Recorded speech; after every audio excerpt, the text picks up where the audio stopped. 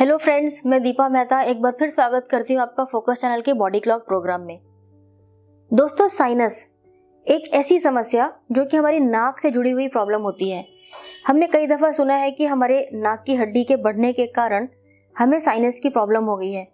इसमें क्या होता है कि नोज़ रनिंग रहता है, रात को सोते वक्त सांस लेने में समस्या होती है। इन सभी प्रॉब्लम्स को ठीक करने के लिए आयुर्वेद में बहुत अच्छा इलाज है।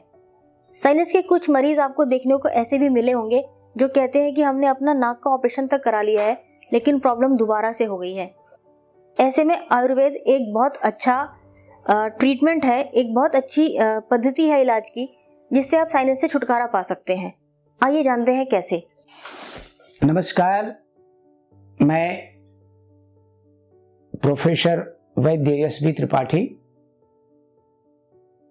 डायरेक्टर आयुर्वेदिक रिसर्च इंस्टीट्यूट सात्विक आयुर्वेदम। मैं बेसिकली बनारस हिंदू यूनिवर्सिटी का प्रोडक्ट हूँ, वहीं से एमडी हूँ और मेरी आयुर्वेद में पीएचडी भी है। और लगभग सभी रोगों पर हमने क्लिनिकल रिसर्च करके लोगों को लाभान्वित किया है। साइनस क्या होता है, इस विषय पर बात करेंगे। एक्चुअली साइनस ये इंग्लिश वर्ड है जिसका अर्थ होता है जो नाक के अंदर छोटे छोटे छेद होते हैं उनको साइनस कहते हैं। अब चूंकि हमारे देश में सभी शब्द जब अंग्रेजी में बोले जाते हैं तब समझते हैं कि हमारी डायग्नोसिस हो गई। आयुर्वेद में साइनोसाइटिस को दुष्ट प्रतिस्याय कहते हैं या कफज प्रतिस्याय कहते हैं। ये कफज प्रतिस्याय या साइनस होता क्यों है? समस्या ये है कि आपके शरीर में अगर किसी भी भाग में सूजन हो जाएगी, वो सूजन उस रास्ते को बंद करती है। तो जब हम कफवर्धक आहार लेते हैं या कोई ऐसा पदार्थ लेते हैं जो आपको एलर्जी करता है, जिसको आयुर्वेद में कहते हैं असात्म्य या अहितकर, तो एलर्जी का सही शब्द आयुर्वेद में है दूषी विष और या शरीर को जो हानिकर हो। तो जब हम कोई भी हानिकर या अहितकर भोजन, हवा, धूल, पानी लेते हैं तो ये अहितकर भोजन शरीर में जाकर के, विशेष करके हवा, सेंट है, परफ्यूम है, धूल है, बीड़ी सिगरेट का धुआं है, पेट्रोल का धुआं है, अगरबत्ती का धुआं है, अगर हम ये लेते हैं तो ये नाक के रास्ते से जाकर के, जो नाक के अंदर छोटे छोटे छिद्र हैं जिन्हें हम साइनस कहते हैं, आयुर्वेद में इसको श्लेष्मल कला कहते हैं, इस श्लेष्मल कला पर सूजन हो जाती है और उस सूजन की वजह से फिर जुकाम होने लगता है, नाक बहता है, नाक कभी कभी ठीक भी हो जाता है। हम लोग दवा देते हैं, दवा लेते ही नाक रुक जाता है, उसके बाद फिर हो जाता है। दवा 1 महीने खाते हैं, 2 महीने खाते हैं, 3 महीने खाते हैं, फिर ठीक हो जाता है, फिर हो जाता है। ये इसलिए होता है कि हमें साइनोसाइटिस क्यों हुआ ये हम लोग नहीं सोचते। क्या हमको भोजन की एलर्जी है? क्या हम ऐसे वातावरण में रह रहे हैं जहाँ ठंडा है? क्या हम ऐसी जगह रह रहे हैं जहाँ धूल ज़्यादा है, धुआं ज़्यादा है? क्या हम बीड़ी सिगरेट पीते हैं? क्या सेंट परफ्यूम लेते हैं? ये यदि जब तक बंद नहीं करेंगे तब तक साइनस ठीक नहीं होता। लेकिन लोग गलती क्या करते हैं कि केवल साइनस को रोकने की दवा देते हैं। जैसे किसी को जुकाम हो गया, नाक से पानी बह रहा है, तो थोड़ी दवाइयां दे दी गई, पानी 2 दिन, 4 दिन, 10 दिन के लिए रुक गया, मरीज ने सोचा मैं ठीक हो गया, जबकि वास्तव में वो पानी रोका जाता है। और आयुर्वेद का सिद्धांत ये है कि कोई भी शरीर की गंदगी हो, चाहे वो पसीना के रास्ते निकले, चाहे वो नाक के रास्ते निकले, चाहे वो यूरिन के रास्ते निकले, चाहे स्टूल के रास्ते निकले, अगर कोई भी गंदगी रोक दी जाती है तो वो शरीर को नुकसान करती है। तो नेचर का यह नियम है कि जब नाक बहता है, जैसे हम कहते हैं जुकाम हो गया, साइनोसाइटिस हो गया या राइनाइटिस हो गया या फ्लू हो गया, तो नेचर उस गंदगी पानी को निकालती है। हम लोग गलती क्या करते हैं कि उस पानी को रोकने की दवा खाते हैं और दवा खाते ही पानी रुक जाता है, जिसे आजकल एंटी एलर्जी कहते हैं। रोगी को बहुत सुख मिलता है कि मेरा नाक बह रहा था तो ठीक हो गया, लेकिन जैसे ही वो दवा बंद करेगा 7 दिन 10 दिन बाद फिर नाक बहने लगेगा, फिर उसको दवा रोकने की दी जाएगी। नतीजा क्या होगा कि अंदर की सूजन का जो स्टेजेज है, माने नाक के अंदर जो सूजन है, यदि वो पहले 15% थी तो अब बढ़ करके 25% हो जाएगी। तो हम कभी ये सोचते नहीं हैं कि उस सूजन को हटाने की दवा हम क्या खा रहे हैं, केवल रोकने की दवा खाते हैं, वो उचित नहीं है। साइनोसाइटिस आगे चलकर क्या होता है, फिर हम एक्सरे कराते हैं तो हम लोग कहते हैं इसमें तो नाक टेढ़ी हो गई, आपका सेप्टम डेविएशन हो गया, अब हम आपको ऑपरेशन करेंगे।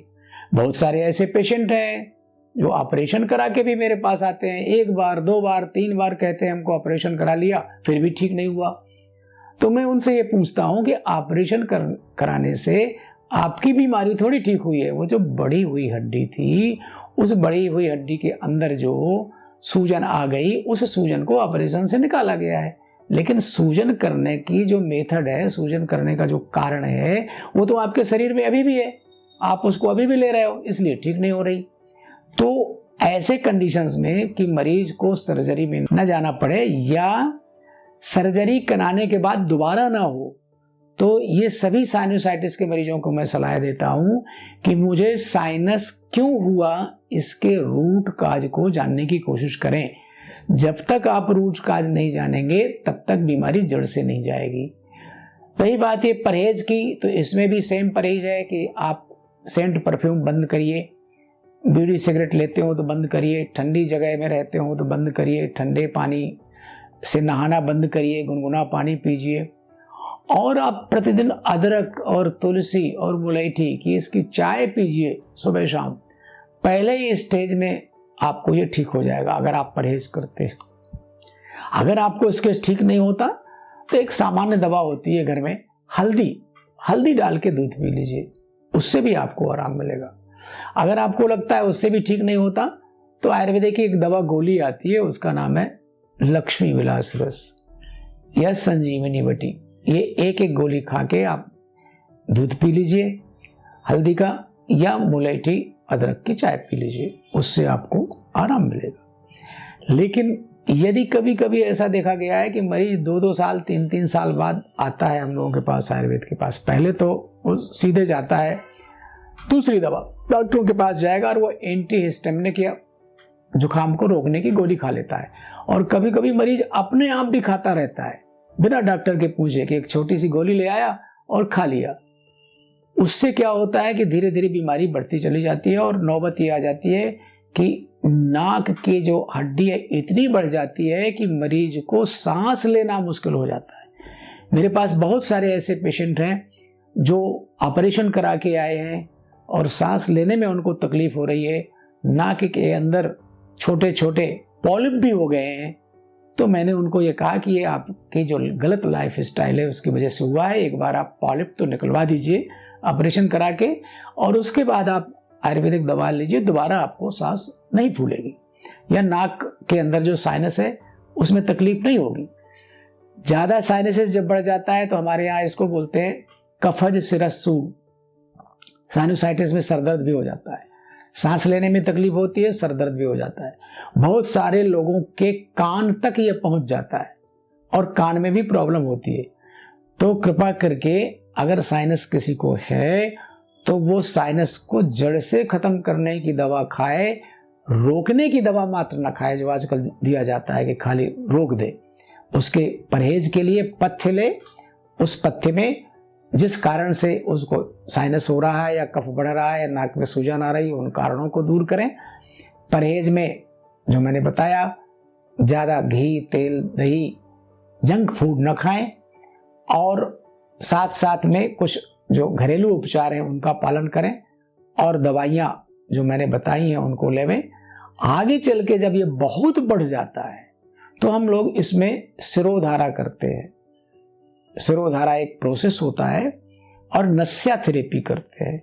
नस्या थेरेपी सिरोधारा का मतलब ये होता है कि जहाँ साइनसेज है उसमें धार से कफ को दूर करने का तेल गिराया जाता है 20 मिनट 25 मिनट 30 मिनट, और नाक से भाप दे करके दवाओं की नाक में दवाइयाँ डाली जाती हैं।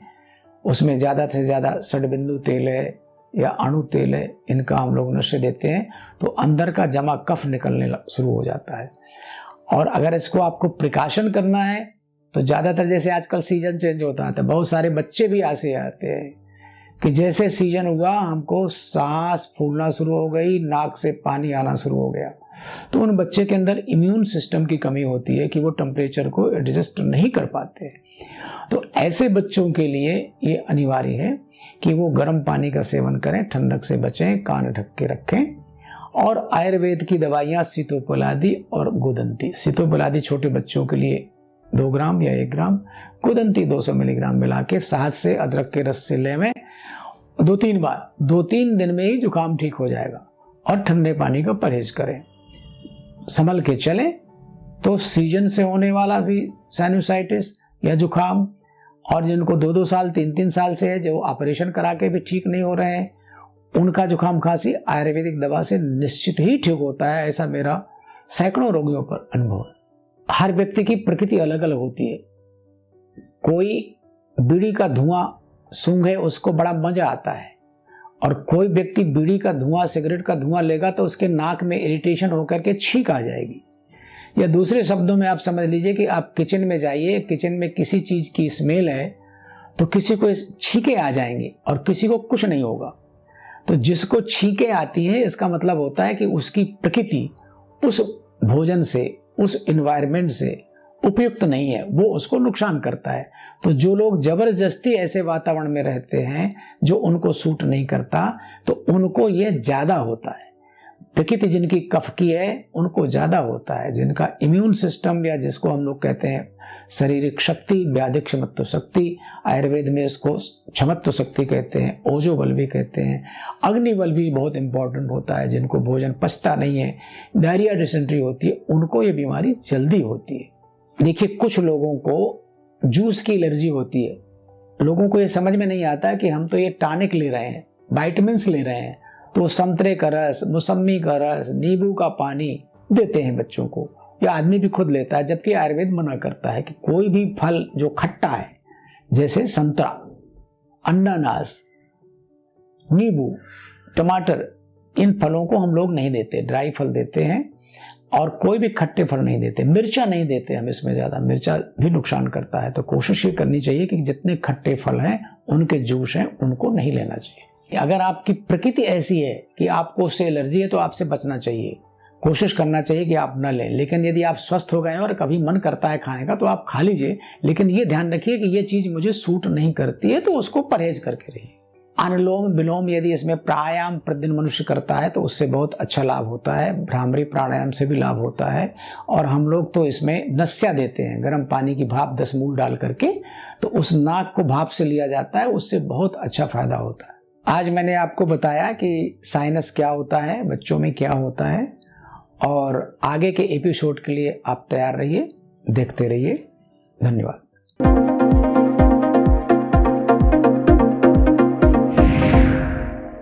सेहत से जुड़ी ज़्यादा से ज़्यादा जानकारी हासिल करने के लिए देखते रहिए फोकस हेल्थ चैनल। किसी खास जानकारी के लिए कमेंट करें। फोकस हेल्थ चैनल को सब्सक्राइब, लाइक और शेयर करना ना भूलें। इसके साथ ही बेल आइकन को टच करें ताकि समय पर आपको सभी नोटिफिकेशन मिलती रहें।